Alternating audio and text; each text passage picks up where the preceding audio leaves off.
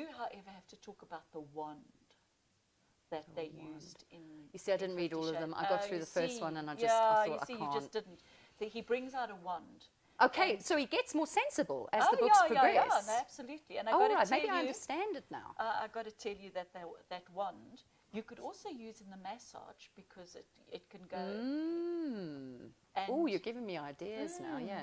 So you could get really creative because you could take the elements that you like. So you could sit down and have a conversation and say, we're going to do a little bit of massage, we're going to do a little bit of this, I'm going to have some props, I'm going to use this and this and this. You're not just going to tie somebody up to the point of losing the blood circulation in their limbs and then whip them until it hurts and they say, please stop. Yeah. So it's a nice combination, though, to also use that with some gentle massage and stuff, because it gives you something to do. Because like when someone's tied up, what do you do with them beyond that? So you've used the feather a little bit and you've tied them up and it's like, now what? So then you can do some gentle massage, etc., and sort of really relax them into the bondage. Yeah. Do you think that would work, or do you think then you're on the other edge because you need that adrenaline rush of being restricted? I don't know. I think that it could be a really great foreplay. Yeah, and then untie each other and do what else you want to do, so you don't have to worry about if something's too tight or. Yeah, I think it's that would be quite sensible, especially for a beginner, someone who doesn't know a lot. You know, I quite like the blindfold thing. Yeah, and I think that if you've done the blindfold thing, then you've participated in a bit of this whole BDSM stuff. And you can say, at least I've done it. I've ticked the and button. you know, it brings us to fantasies where you know, loads of people, particularly women, don't want to have to take responsibility for their sexuality. So being tied up and being forced to enjoy it is... I didn't have any say in this, so whatever happened was just, it just unfolded. Yeah.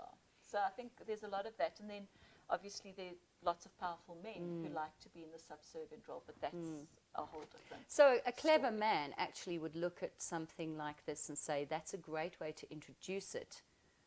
Or a clever person who wanted to be dominant in the situation, let me maybe say it that way around, so it gives you an option as well. Because you don't necessarily like being massaged and touched, and some people don't. Yeah. So some people don't like the feeling of a feather. I guess, you know what, we refer to this quite a bit because, and the viewer obviously doesn't know, is that I don't like being touched. Dun, dun, dun. Dun, dun, dun. It's horrible. I mean, it's something that's got worse as I've got older, and I think it's something that's got worse as a result of me being in the sex industry, because I feel that I've got to be sort of, you know, this other person that, and that doesn't mean I don't like being touched by my partner, because I do. I just don't like being touched by other people. And you know what's so important about that, and like being able to talk about this stuff, is that not everyone is the same. So people have an idea that if you're very sexual, you're going to be like this. So the archetype for being very sexual is you must attend orgies and you must be a swinger and you must love being massaged and touched. And not necessarily. You can be very in touch with your sexuality and have nothing to do with anyone but your partner.